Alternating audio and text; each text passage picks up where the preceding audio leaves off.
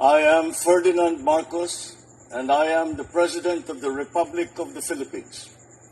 I stand today on behalf of 110 million Filipinos.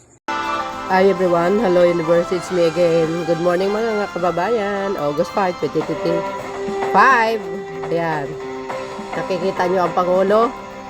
Nandyan po sa Siquijor. Para dito po sa seremonya sa bagong power plant na ilalagay po sa Siquijor na kung saan magsusupply sa kanila ng kuryente. Kung natatandaan nyo, sa kanyang utos, tinanggal ang SIPCOR sa pag-aari ng bilyar. Ayan o, ito ang ating mahal na Pangulo. Shout out sa mga taga Siquijor. Ayan o.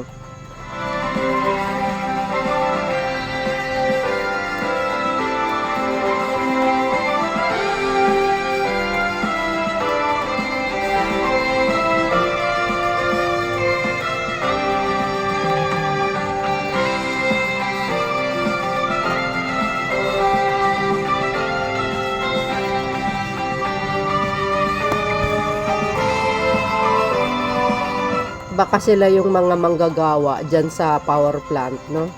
Aba, congratulations po sa mga taga Siquijor. Kakaiba talaga si Pangulong Marcos Jr.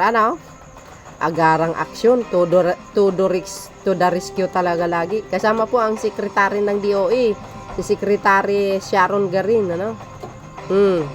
Ayan, ang dami palang manggagawa, mga bes. Wow. Ganyan dapat ang Pangulo, laging may solusyon. Maayong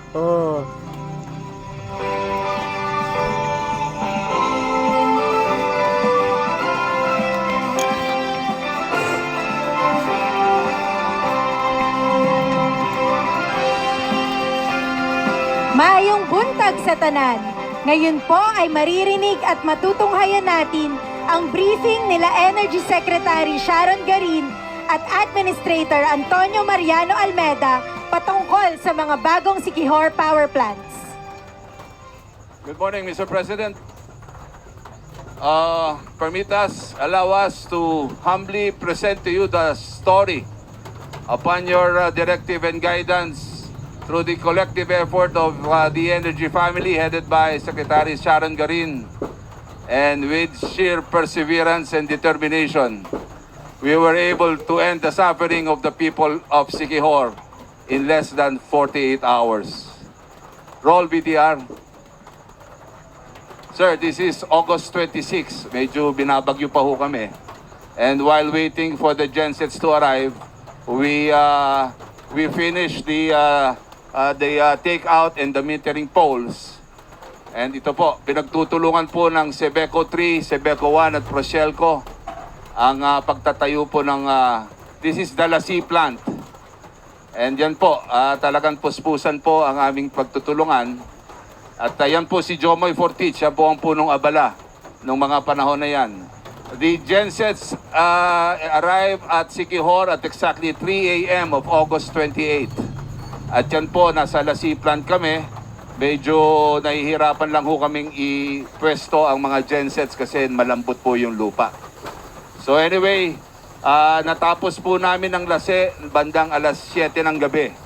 Bandang alas 7 po ng gabi na i-format po namin lahat ang mga gensets. At dyan po, inuumpisahan na ng mga linemen natin ang pagkonekta sa transformer para maikonekta sa linya. Yan po, tulong-tulong sila. At yan po, natapos kami ng alas 7. Inumpisahan po namin ang Larena plant. Ito po, inumpisahan po namin ng alauna ng madaling araw. Alauna ng madaling araw, yan po, kasama ko po si Yusek Mario. At yan po, ini-inspeksyon na namin ang pagkukonekta ng linya from the gensets to the transformers. At yan po ay exactly 2:30 of August 29. Sinerve po ni Chairman Nino Juan ng ERC ang closure order. Yan po ang aming mga pictures.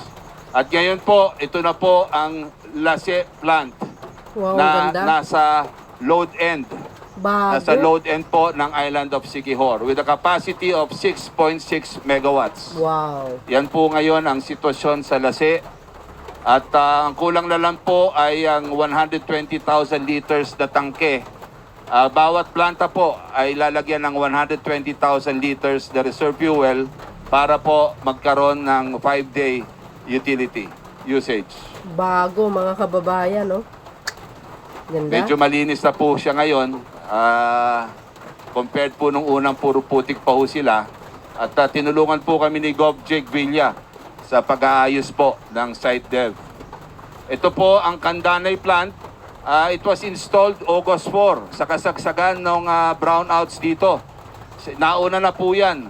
Nung 16-hour brownout nung pagkatapos po ng SONA, yan po ang dinala namin dito galing Siargao. Pinulaw po namin sa Siargao yan, inilagay namin dito to augment the situation.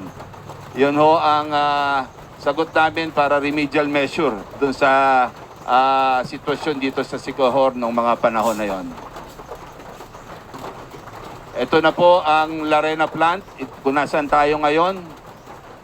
Mr. President, at exactly 4:30 of August 29, we officially conveyed to Governor Jake Villa and the provincial government of Siquijor that the power crisis is solved. It's 1 month, exactly 1 month after the SONA. And lahat po yan ay nagawa namin sa tulong ho ng mga ibang kooperatiba, mga linemen pong makakaharap nyo ngayon in less than 48 hours. Sebeco 1 and Sebeco 3. Yan po ang itsura ng ating planta ngayon. At bago po kami magtapos, gusto ho namin pabatid sa inyo na ang Energy Family ay hindi ho titigil magpursigi para makamit po natin ang layunin ng inyong administrasyon na makapagbigay at mapatotoo ang katakang BBM. Bawat bahay may liwanag. Wow.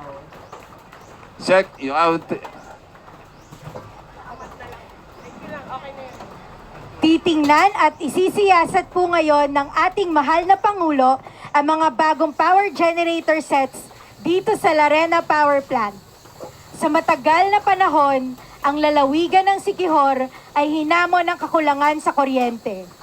Sa pamamagitan ng pagtatayo ng bagong mga power plants sa Candanay, Lazi at dito sa Larena, ay matutugunan na ang mga pangangailangan ng bawat tahanan, negosyo at establishmento.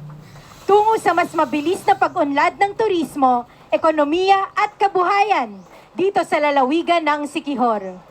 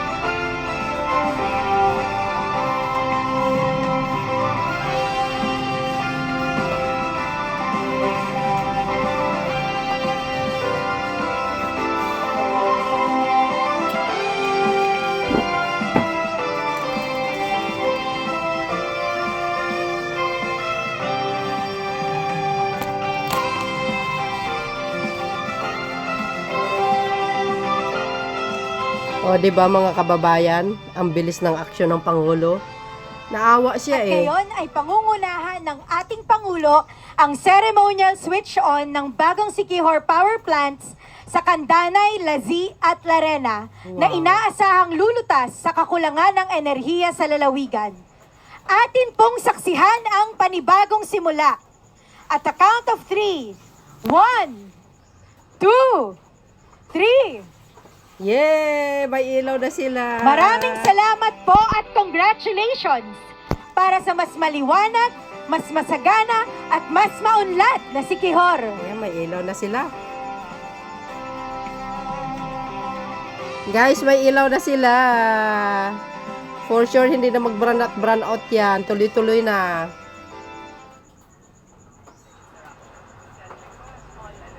Pakinggan natin yung speech ng Pangulo. Aba, congratulations po. Salamat talaga sa Pangulo. Yesterday, so, good news na lang yan, sir.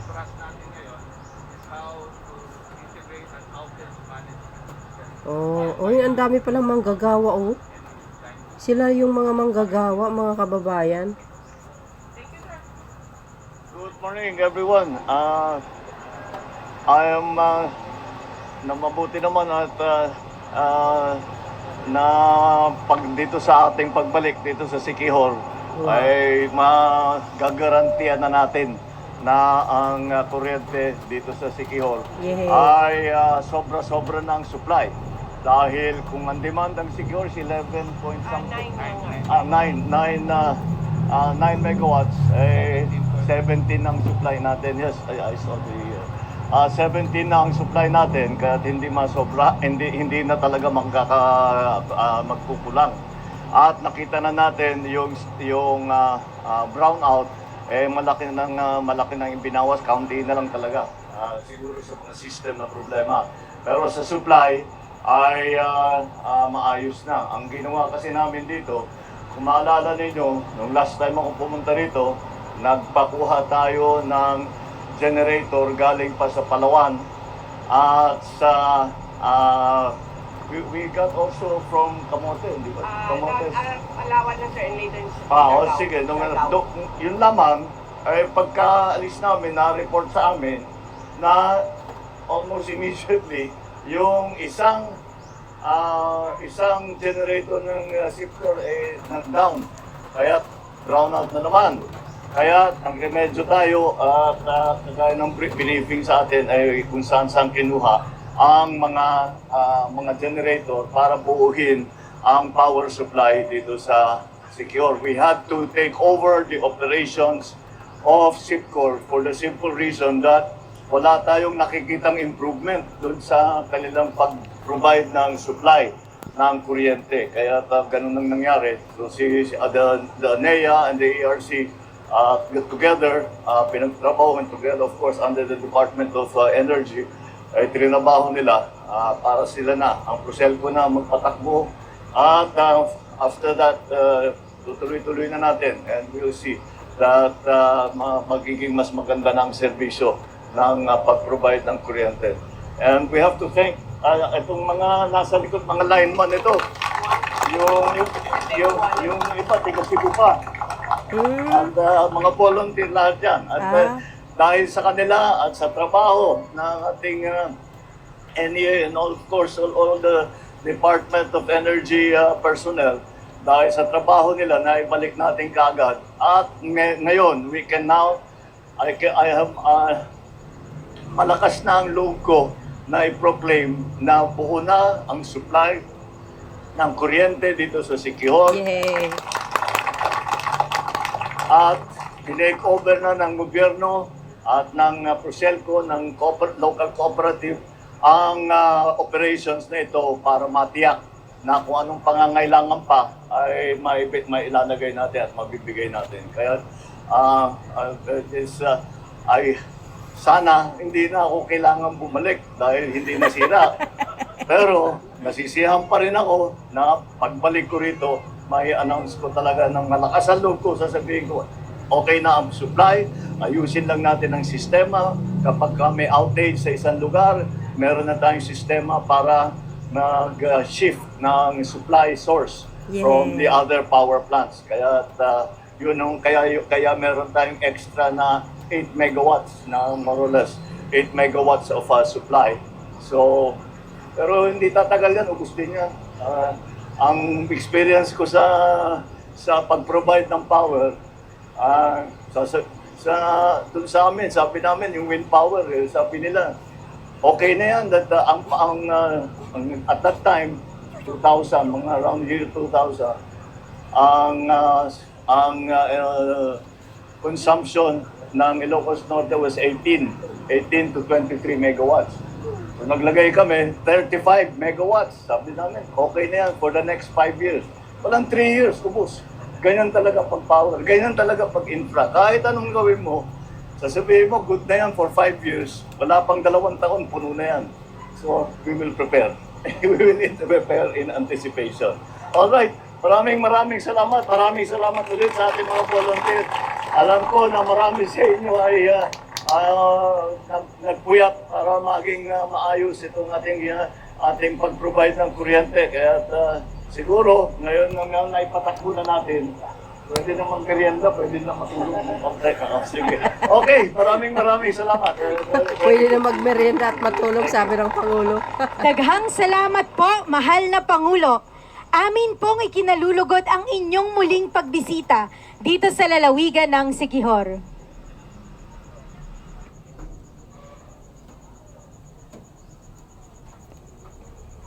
Oh, di ba?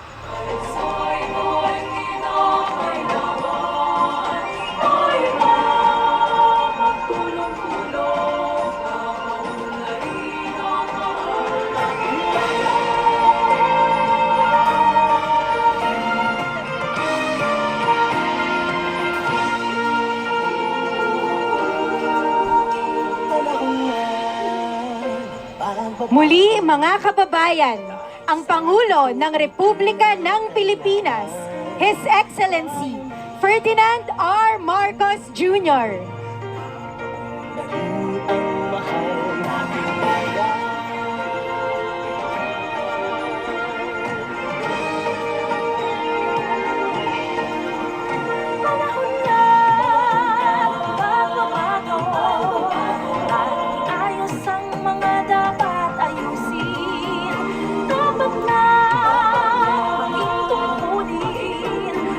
Bawat mamamayan dito sa atin ng pagbabago, pagtulong sa pag-asenso, magsikap ng mabuti kang nang kuminhawa tayo.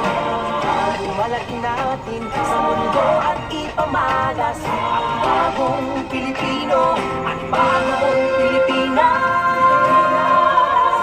Oh, sino ba namang hindi magmahal dito sa Pangulo na ito napaka-effortless talaga pagdating sa yung pagtugon sa problema ng mamamayang Pilipino, 'di ba? Oh, yung mga anti-Marcos lang yung ayaw Bakit kanyo? Aba, for the first time nakita mo lang sa tanging bukod lang talaga siya. Si PBBM lang talaga ang may likas na may malasakit sa mamamayang Pilipino, magmahal lahat. Sumbong mo lang sa kanya, tutugunin niya talaga. And on process talaga yan, mga bes. Kaya nga, mga kababayan, talagang fully support tayo dito sa Pangulo na ito. Kaya nga, trabaho natin dito taga-upload ng mga magagandang gawa niya Totoo yun, kahit saan siya sulok ng mundo, susundan natin, upload natin, para makita ng taong bayan na ang Pangulo ay may ginagawa. Di ba? Yan, suportahan na lang natin ang Pangulo kaysa babatikusin nyo. Kaya sa Siquijor, agay, talaga naman, grabe biro nyo yun. Ay, salamat. May kuryente na po sila, congratulations. Diba? Talagang hands-on talaga. Kasi naaawa siya sa mga taga Siquijor, wala sing kuryente. On and on yung power nila noon, under the SIPCOR, pag-ari ng bilyar. Ayan, tuloy. Tinanggal. pinalitan ng bago. Bagong-bago guys ha. In fairness naman sa Pangulo. Kaya ako'y natuwa. So, shout out sa mga Sikihor. Salamat po sa ating mahal na Pangulo, kay Secretary Garin, at sa lahat ng mga tumulong. Ayan, yung mga naka-red, galing pala sila sa iba't ibang lugar para tumulong at maisiayos itong bagong power plant ng Sikihor. Wow, napakaganda ito guys. Ako'y natutuwa naman talaga. Oh. So yun mga bes, ano pong komento nyo? Siyempre maganda, di ba? Ang may ayaw lang naman sa Pangulo yung mga galit sa kanya pero wala siyang pake. As long as gumawa siya ng kabutihan sa kapwa, God is always guide him. Saan man siya mapadako. So yun guys, ang aking pinaka-latest updates video sa inyo. Maraming salamat. And there's more. Bye yan babus. God bless Philippines. Follow and likes mga bes. Salamat po.